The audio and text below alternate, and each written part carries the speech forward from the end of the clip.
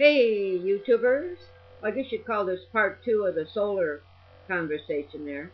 Um, I got another minute or two to finish my. Oh, there goes the phone. I guess I don't have it after all. Well, we'll let Rod answer it and see what happens. What I wanted to say was, so you start with a generator, and then you get yourself a battery, and you want to put some juice in the battery to last a little bit longer, so you can turn the generator off and like watch television or whatever it is you want to do. And then pretty soon you find out that the battery just doesn't hold enough and you really need more, and so you look into solar panels. And I know we're going to have to get my darling on here too.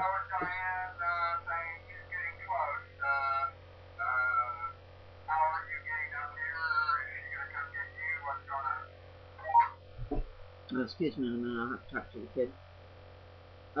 Yeah, so what I'm going to do is bring the cart. I'll come up in the cart. Right now I'm doing a YouTube, so when I finish up the filming here, I'll pile it all up and come up in the golf cart. So I'll see you in a few. Maybe I should bring a couple of quiches along for lunch. Would you like to eat one of those if I bring 3 of them up there? Yeah, we can put them in the oven. Okay, see you in a little bit. Now that's the neatest thing about having one of these long, narrow lots when nobody's on either side of you and the road isn't paved. Nobody wants to live out here, so the road isn't paved and we've got no neighbors around us. And so we're on this long, skinny lot. We feel like we're on thousands of acres because we can't see anybody, nobody can see us. But the point being is it's a long way up to what you'd call the front or the top of the property. It kind of goes downhill slightly, not too bad.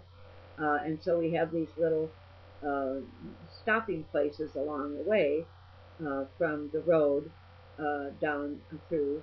Rod's the caretaker up there close to the road.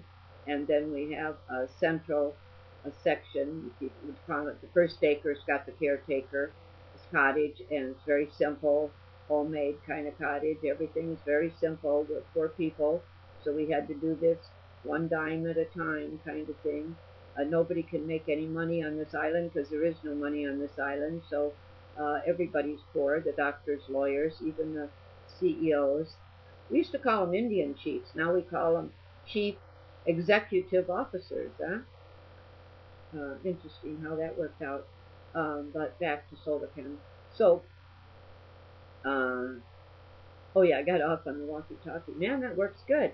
It's 850 feet, or maybe it's like 700 feet from his house to my house. Our driveway is like 1,000 foot long, and so it's been a chore to run a telephone line, and we did have to run a telephone line because we got here before cell phones were popular, so we had to put in a landline, and now I'm glad we did because we have high speed, which we wouldn't have had we not put in that telephone line when we did. There wasn't any telephone poles.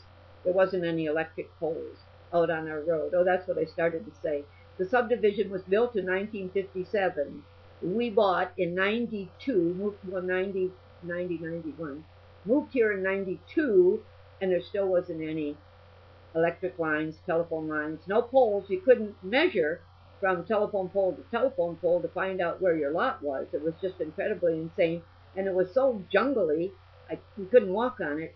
We bought it sight unseen because it was the only thing we could afford, $500 down and $250 a month for 5 years, and so here we are, hanging out on this poor, God-forsaken great place to be. I mean, it's a wonder. It's of no value. Nobody wants it. All these lots have gone back down to, I don't know, what were they? When my niece bought up, she bought a $9,000 lot and a $12,000 lot. I wouldn't be surprised if they're back down to that.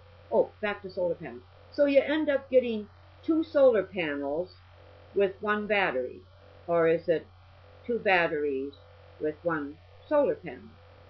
And then if you want to use, I think it's 2 solar panels with 1, I have to get my darling on here to tell you about it. But and then there's the inverter, and then there's the 12-volt system, and then there's these little gadgets that tell you voltage and wattage and all kinds of good stuff that Rod and my darling keep track of all the time.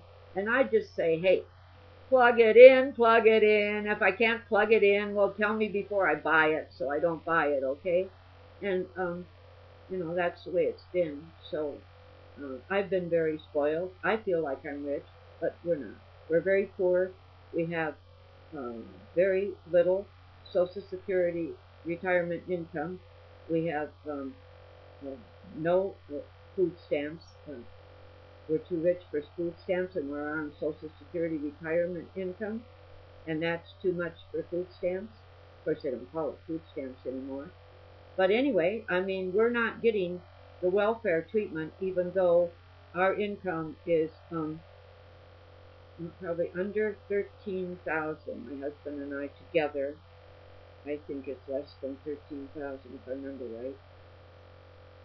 Medicare and Medicaid have taken a bit, and even the doctor isn't getting paid. I feel so sorry for the doctors. They have been so picked on in this whole drug fiasco thing.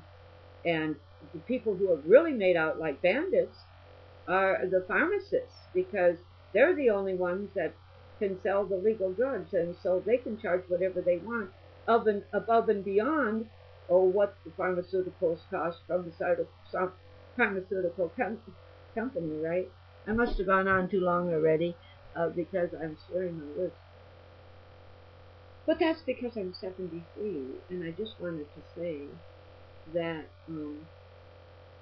if you're homeless and you're, out of a job and you don't know which way to turn, and you're 45, then you're right where I was when I decided, okay, I'm packing my little tiny black and white TV in my bedroll, and I'm putting stuff that I can't live without in storage, and then I'm going to go somewhere else.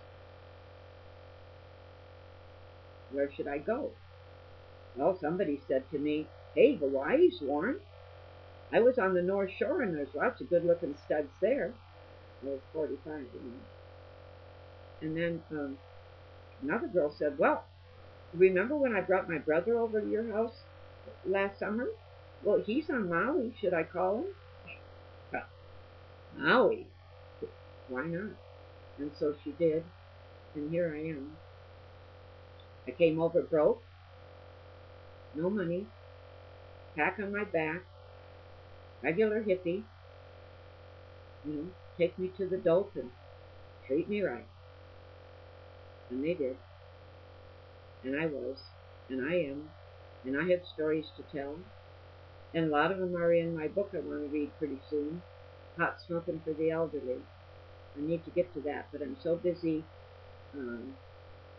telling you what I think that I haven't been telling you what I wrote already. So that's coming up. Am I getting to the end of this? You bet. I'm at 8-something. So I'll have to say, watch for our solar